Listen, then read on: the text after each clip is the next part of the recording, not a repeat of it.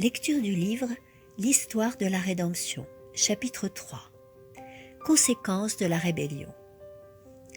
Au milieu du jardin, à proximité de l'arbre de vie, il y avait l'arbre de la connaissance du bien et du mal, qui devait servir à éprouver l'obéissance, la foi et l'amour de nos premiers parents.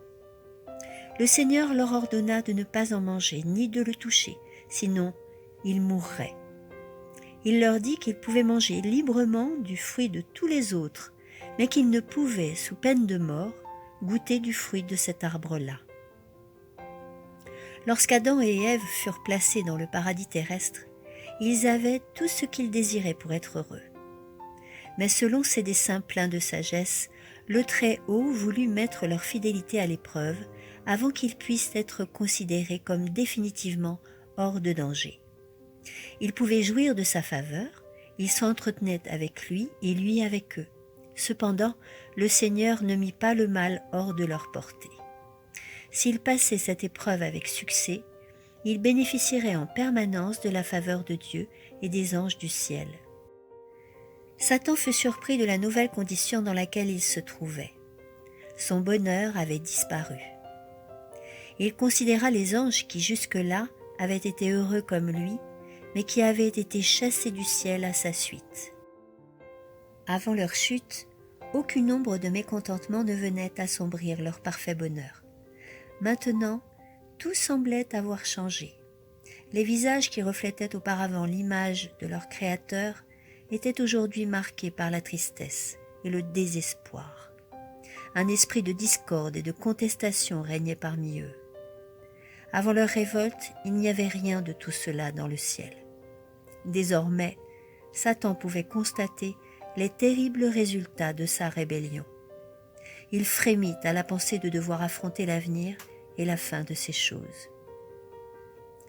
Il avait connu le temps où de joyeux chants de louanges étaient adressés à Dieu et à son Fils bien-aimé. Lucifer donnait le ton et tous les habitants du ciel s'unissaient à lui. Alors, le ciel tout entier retentissait de glorieux accords en l'honneur de Dieu et de son Fils. Mais maintenant, au lieu de ces doux accords, des paroles de colère et de dispute parvenaient aux oreilles du grand chef rebelle. Que lui était-il arrivé? N'était-ce qu'un horrible cauchemar? Avait-il été réellement expulsé du ciel? Ses portes ne s'ouvriraient-elles jamais plus devant lui? L'heure du culte d'adoration s'approche et les saints anges resplendissants de lumière se prosternent devant le Père. Mais jamais plus Satan ne pourra unir sa voix au cœur céleste. Jamais plus il ne pourra s'incliner avec crainte et respect en présence du Dieu éternel. S'il pouvait être à nouveau pur, fidèle et loyal, il renoncerait volontiers à ses prétentions au pouvoir. Mais il était perdu, désespérément perdu, à cause de son orgueilleuse rébellion. Bien plus, il avait incité d'autres anges à se révolter et les avait entraînés avec lui dans sa chute. Eux qui n'avaient jamais mis en doute la volonté du ciel, ni refusé d'obéir à la loi de Dieu, jusqu'à ce qu'il les y ait poussés, en leur promettant qu'ils obtiendraient ainsi un plus grand nombre d'avantages, une liberté plus grande et plus glorieuse. C'est en recourant à de tels sophismes qu'il les avait trompés.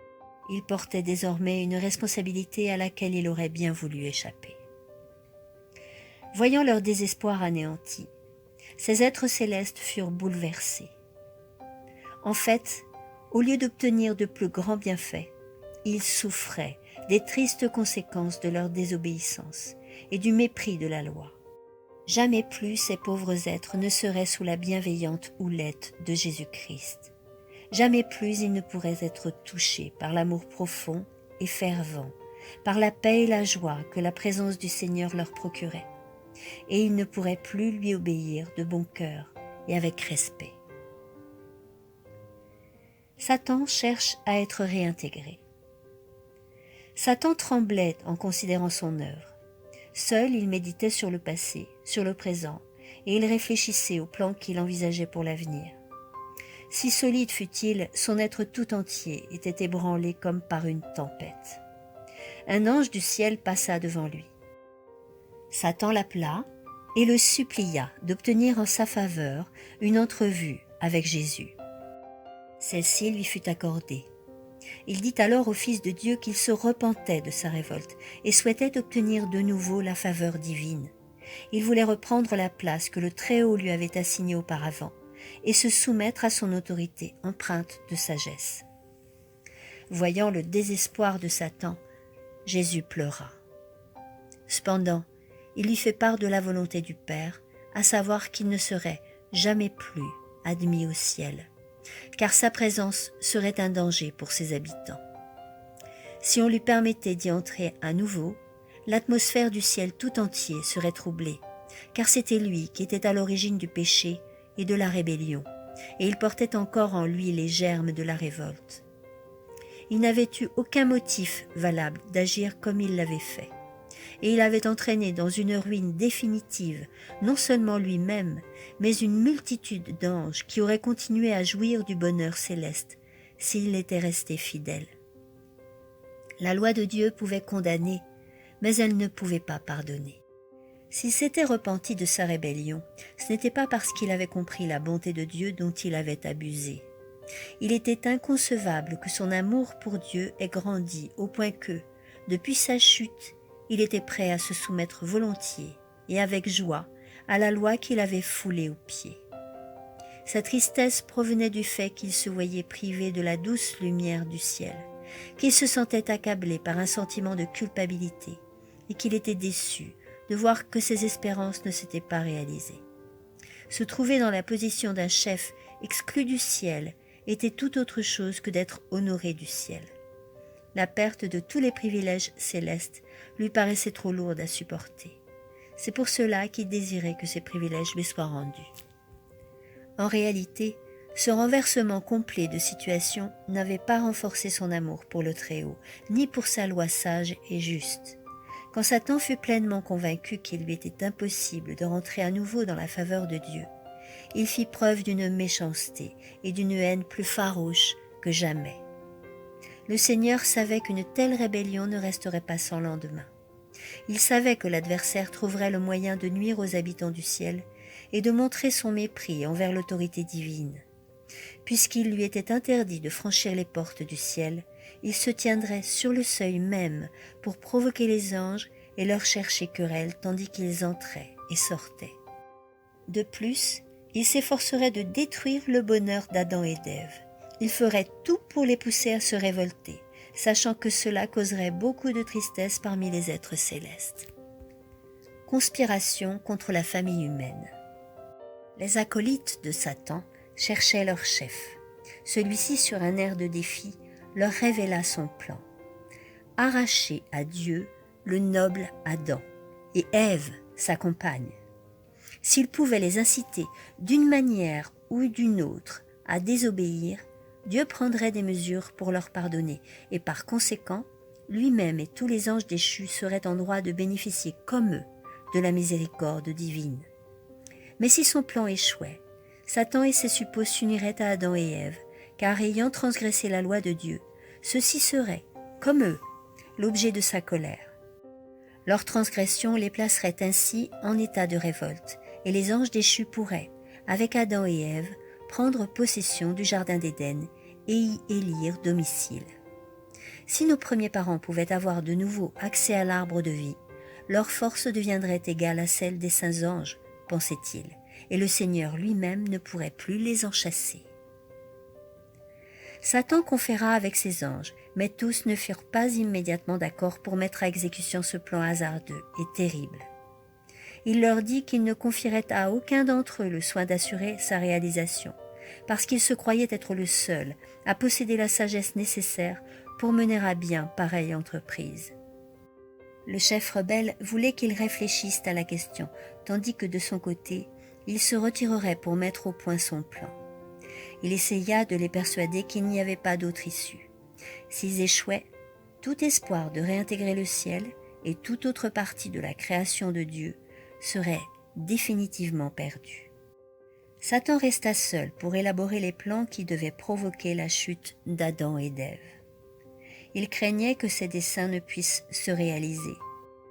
Même s'il arrivait à pousser Adam et Ève à désobéir au commandement de Dieu et à devenir ainsi des transgresseurs de sa loi, mais qu'en retour il n'en obtienne aucun avantage, sa condition n'en serait nullement améliorée et sa culpabilité serait accrue. Il frémit en pensant qu'il plongerait le saint et heureux couple dans la détresse et le remords dont il souffrait lui-même maintenant. Satan paraissait indécis, tantôt déterminé, tantôt hésitant. Quant à ses anges, ils le cherchaient, lui, leur chef, car ils voulaient lui faire part de leur décision. Ils étaient prêts à faire cause commune avec lui pour exécuter son plan, dont ils assumeraient les conséquences et la responsabilité. Satan réagit contre ses sentiments de désespoir et de faiblesse, et en tant que chef, il s'arma de courage afin d'affronter la situation et de faire tout ce qui était en son pouvoir pour défier l'autorité de Dieu et de son Fils. Il mit ses anges au courant de son plan. S'il s'approchait ouvertement d'Adam et d'Ève et formulait des griefs contre le Fils de Dieu, il ne l'écouterait pas et serait prêt à réfuter ses accusations. S'il essayait de leur en imposer par son pouvoir, lui, un ange occupant de fraîche date un poste d'autorité, il ne réussirait pas davantage. Aussi jugea-t-il que la ruse de la supercherie accomplirait ce que ni la force ni la puissance ne pourraient obtenir. Adam et Ève sont avertis. Dieu convoqua les habitants du ciel pour prendre des mesures afin de conjurer le mal qui menaçait. Il fut décidé que les anges se rendraient dans le jardin d'Éden et mettraient Adam en garde contre l'ennemi. 2 anges furent donc dépêchés auprès de nos premiers parents. Le saint couple les reçut avec une joie candide, exprimant sa reconnaissance envers le Créateur qui lui avait si généreusement prodigué sa bonté. L'homme et sa femme pouvaient jouir de tout ce qui était beau et agréable, et toutes choses semblaient parfaitement adaptées à leurs besoins. Ils appréciaient par-dessus tout la compagnie du Fils de Dieu et des anges, car ils avaient tant à leur dire sur les splendeurs de la nature qu'ils découvraient mieux chaque jour, dans leur merveilleuse demeure édénique, tant de questions à leur poser concernant certains points qu'ils ne pouvaient pas comprendre pleinement. Avec bonté et amour, les anges leur dispensèrent les enseignements dont ils avaient besoin. Ils leur firent également le triste récit de la révolte de Lucifer dans le ciel et de sa chute. Ils leur indiquèrent clairement que l'arbre de la connaissance du bien et du mal, qui était au milieu du jardin, devait servir de preuve de leur obéissance et de leur amour envers Dieu. Les saints anges pouvaient conserver leurs privilèges et leur bonheur, à condition qu'ils obéissent, et il en était de même pour eux. Adam et Ève pouvaient soit obéir à la loi de Dieu et jouir d'un bonheur ineffable, soit désobéir et en conséquence perdre leurs privilèges et être plongés dans le désespoir. Les anges fidèles dirent à Adam et Ève que Dieu ne les forcerait pas à obéir, qu'il leur laisserait la possibilité d'agir contre sa volonté, qu'ils étaient des êtres dotés d'une nature morale, donc libres d'obéir ou de désobéir. Présentement, le Seigneur avait estimé devoir leur imposer une seule interdiction. S'ils désobéissaient à cet ordre, ils mourraient certainement. Les êtres célestes dirent aussi à nos premiers parents que le chef des anges, celui qui venait immédiatement après Jésus, avait refusé d'obéir à la loi destinée à gouverner les habitants du ciel. Cette révolte avait fait éclater une guerre dans le ciel, et les rebelles en avaient été expulsés. Tout ange qui s'était rallié à Satan, en doutant de l'autorité du Très-Haut, avait été chassé du ciel, et l'adversaire déchu était désormais opposé à tout ce qui intéressait la cause de Dieu et celle de son Fils bien-aimé. Ils dirent à Adam et Ève que Satan avait l'intention de leur faire du mal et qu'ils devaient être sur leur garde, car ils risquaient de rencontrer le grand adversaire. Tant qu'ils obéissaient aux ordres divins, l'ennemi ne pourrait pas leur nuire, et s'il le fallait, tous les anges du ciel viendraient à leur secours pour les préserver du danger. Mais s'ils désobéissaient aux ordres du Créateur, Satan aurait le pouvoir de les tourmenter, de les troubler et de les confondre. S'ils demeuraient fermes devant les insinuations du diable, ils étaient en sécurité, comme les anges du ciel. Mais s'ils cédaient au tentateur, Dieu, qui n'avait pas épargné les anges malgré leur position élevée, ne les épargnerait pas non plus. Ils devraient subir la peine de leur faute, car la loi divine est aussi sacrée que Dieu lui-même, et il exige de tous les habitants du ciel et de la terre une obéissance sans réserve. Les anges avertirent Ève du danger auquel elle s'exposait si, tandis qu'elle vaquait à ses occupations, elle se séparait de son mari et rencontrait l'adversaire. Séparés l'un de l'autre, l'homme et sa femme couraient plus de danger que s'ils restaient ensemble. Les anges leur recommandèrent de suivre fidèlement les instructions divines concernant l'arbre de la connaissance, car leur sécurité résidait dans une obéissance parfaite, et l'ennemi ne pourrait alors nullement les tromper. Dieu ne permettrait pas que Satan assaille constamment le saint couple de ses tentations.